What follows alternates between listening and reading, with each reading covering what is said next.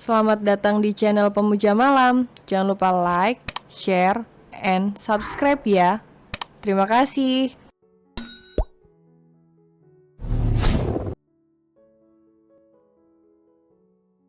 Episode 14, Panggilan Bunda dari Surga Kecil. Sebenarnya, Rasya dulu sudah membeli cincin itu.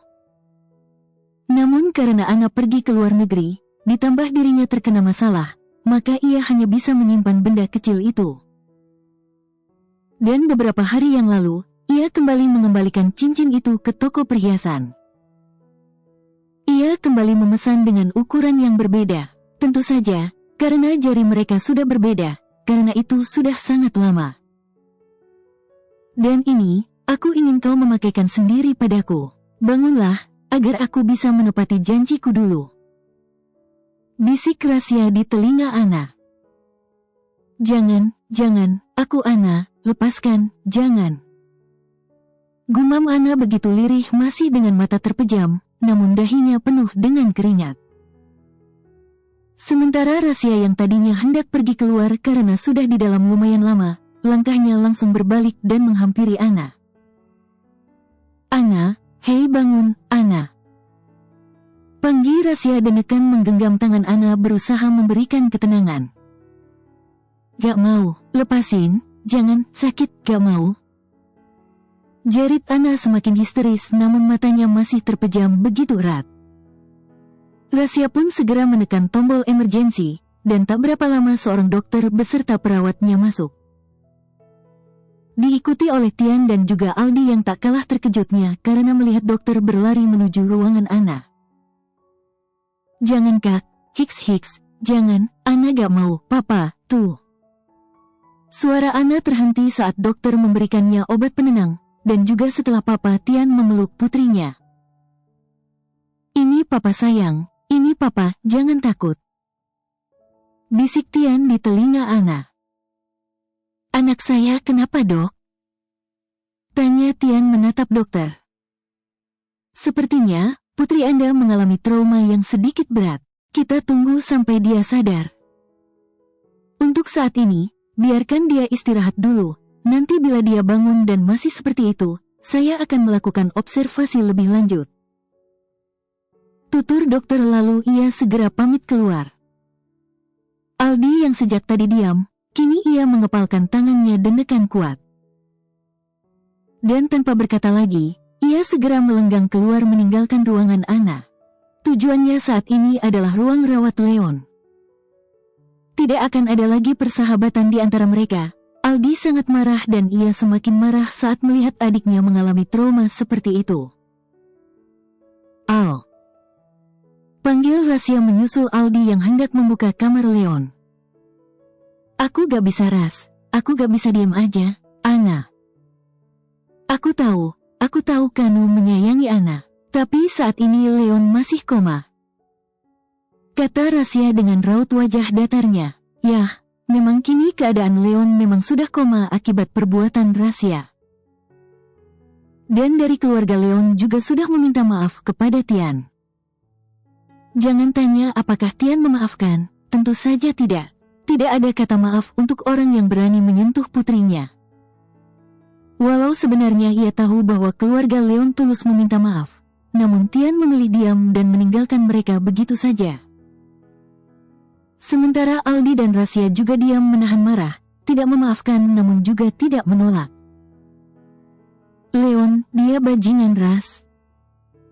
Tubuh Aldi luruh ke lantai, menyandarkan kepalanya pada dinding, kepalanya mendongak ke atas, menatap wajah Rasya.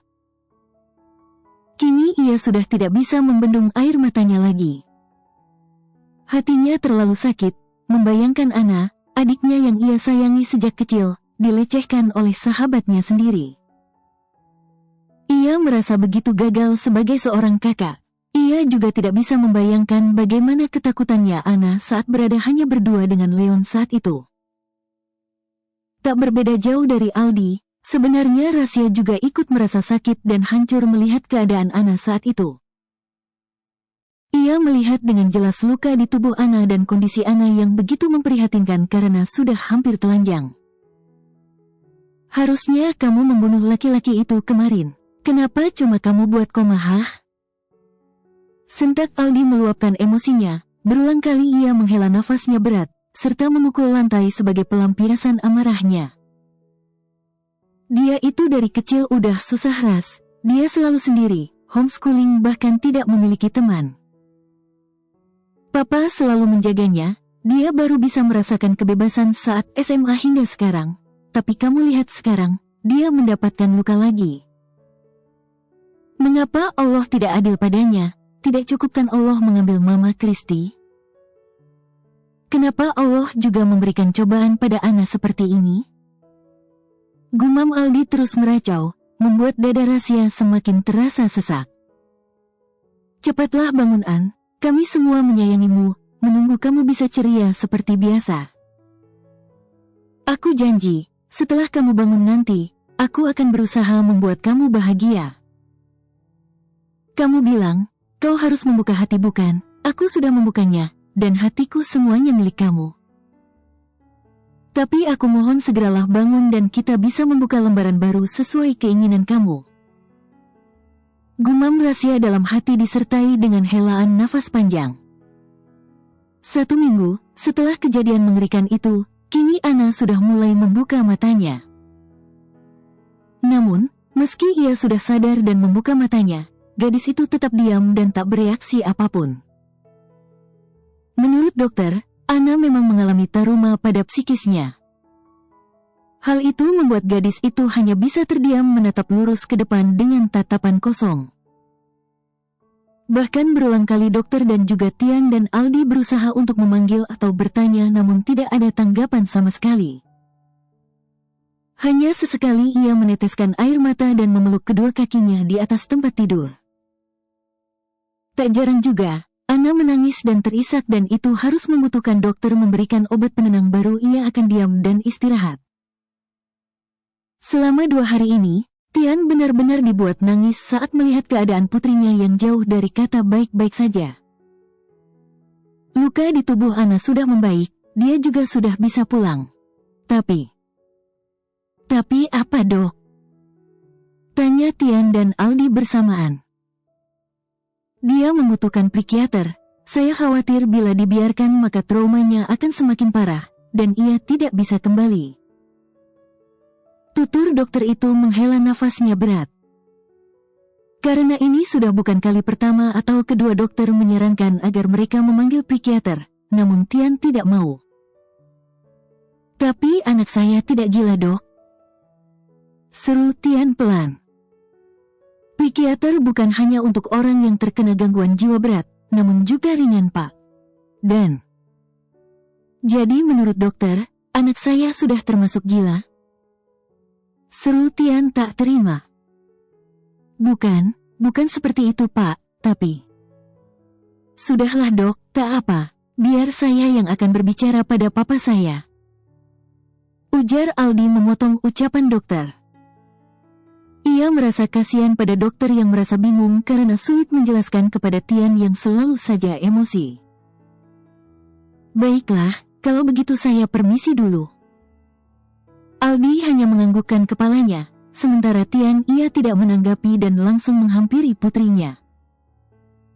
Ayah, memangnya Tante Forzen sakit apa? Sila juga mau jenguk. Rengek Sila sejak pagi yang selalu mengekor kemanapun ayahnya pergi. Ya hari ini weekend, dan Sila sudah sibuk ingin mengikuti ayahnya yang hendak ke rumah sakit untuk mengunjungi Ana. Sudah hampir 1 minggu ini, Rasya selalu sibuk bolak-balik ke rumah sakit. Bahkan, setiap kali ia pulang dari kantor, ia menyempatkan diri untuk mampir ke rumah sakit, dan pulang telat. Bersyukur, Sila anak yang pengertian dan tidak mudah merajuk, terlebih ini karena tante kesayangannya. Namun tetap saja, hampir setiap hari anak itu merengek ingin ikut ke rumah sakit untuk menjenguk Tante Forzen kesayangannya. Sayang, kamu di rumah saja dulu sama Oma ya. Nanti, Mama kesini.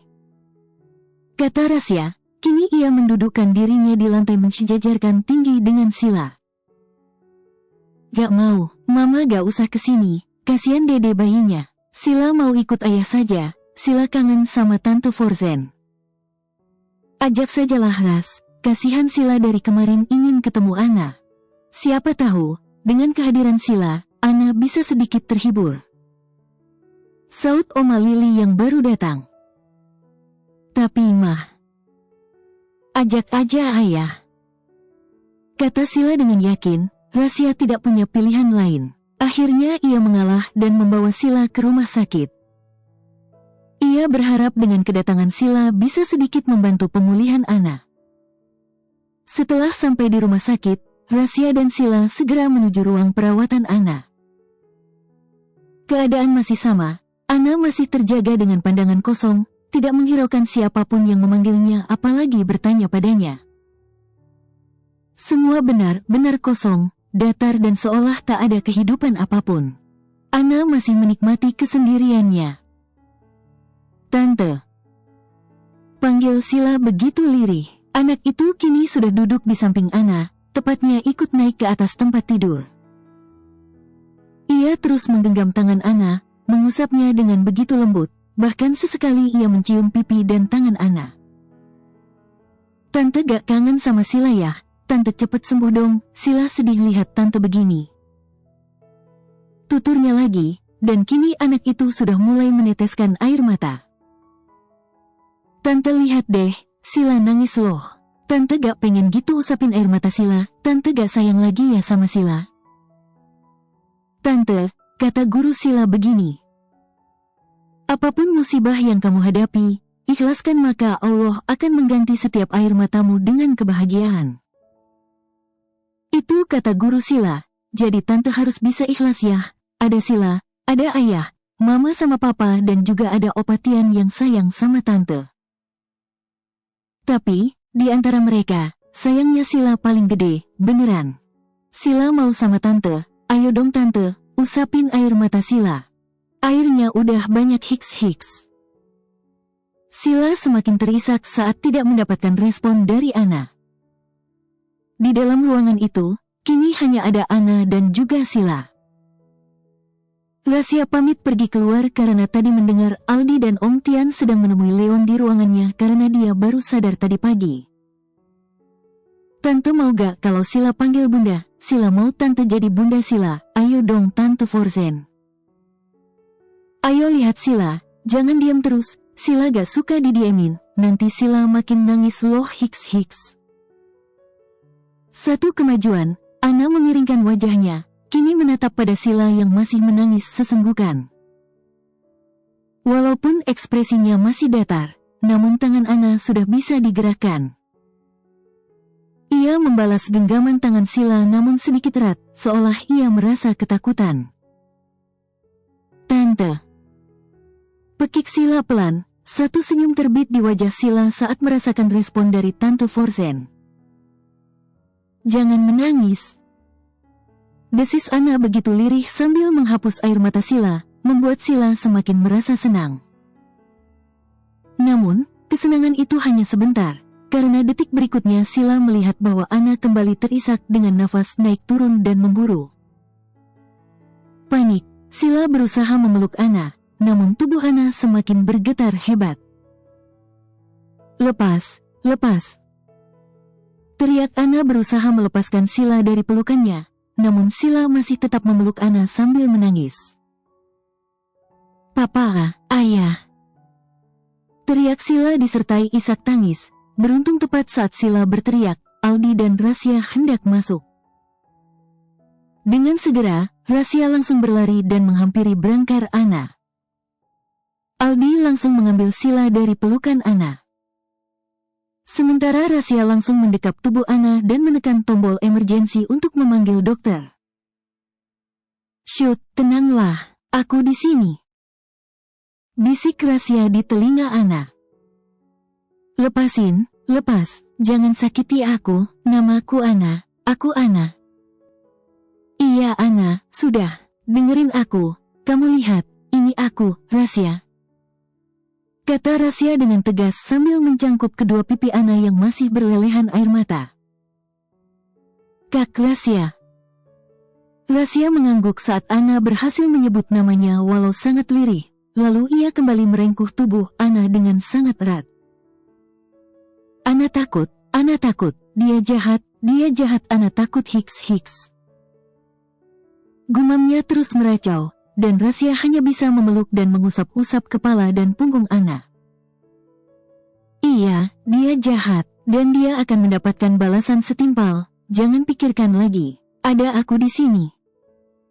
Kata Rasia dan Ana semakin mengeratkan pelukannya. Hingga tak berapa lama, beberapa dokter datang, salah satunya adalah dokter psikiater. Walaupun awalnya Tian kurang setuju, namun dengan desakan dan paksaan Aldi akhirnya demi kebaikan dan kesembuhan Ana, Tian mengiyakannya. Kini, Ana sudah diperbolehkan untuk pulang. 1 minggu sekali, psikiater akan datang ke rumahnya untuk melihat perkembangan Ana. Dan masalah Leon, dia sekarang sudah pergi ke luar negeri bersama keluarganya. Tian sudah berpesan, jangan sampai Leon menampakkan diri di hadapan Ana, atau dirinya akan kembali memberikan pelajaran kepadanya. Awalnya, Tian akan menjebloskan Leon ke dalam penjara, namun karena larangan Aldi, akhirnya ia menyerahkan urusan Leon pada anak sulungnya. Aldi melepaskan Leon, namun ia belum bisa memaafkannya. Dan Leon pun juga menerimanya karena ia sadar bahwa dirinya salah. Karena kesalahpahaman, dirinya tega menyakiti Ana. Dan kini, dirinya sedang menikmati masa penyesalan seumur hidupnya. Bagaimana keadaan kamu sekarang? Tanya Rasia sambil mengusap tangan Ana. Saat ini dirinya berada di dalam kamar Ana berdua, namun pintu masih tetap terbuka. Dan tak jauh dari kamar itu, Aldi, Michelle dan Sila tengah duduk di sofa sambil bercerita. Ana menggelengkan kepalanya pelan. Gak tahu.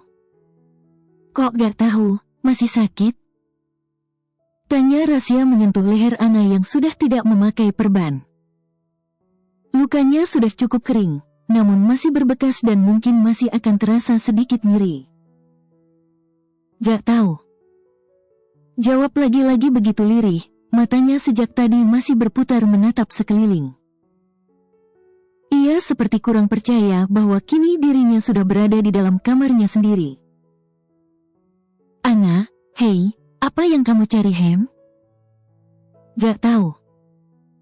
Jawabnya lagi sama seperti sebelumnya, membuat Rasia kembali menghela nafasnya berat. Oh iya, apa kamu menyukai ini? Tanya Rasia mengalihkan perhatian Ana. Kini matanya sudah menatap ke tangannya yang kini sudah tersemat sebuah cincin berwarna silver dan tengah dipegang oleh Rasia. Ini punya siapa? Ana tidak pernah memakai cincin di sini. Gumam Ana seolah berpikir mengingat kapan dirinya membeli cincin itu. Perlahan, Rasia melepaskan cincin Ana. Ia meletakkannya di telapak tangan Ana agar gadis itu melihat tulisan yang tertulis di dalamnya. Rasia, apakah ini dari kakak? Kapan kakak memberikannya pada Ana? Ana gak pernah nerima. Kok namanya Rasia? Kan namaku Ana. Tanya Ana panjang lebar dan masih belum mengerti maksudnya Rasia. Bukankah kamu yang minta dulu? Bersambung.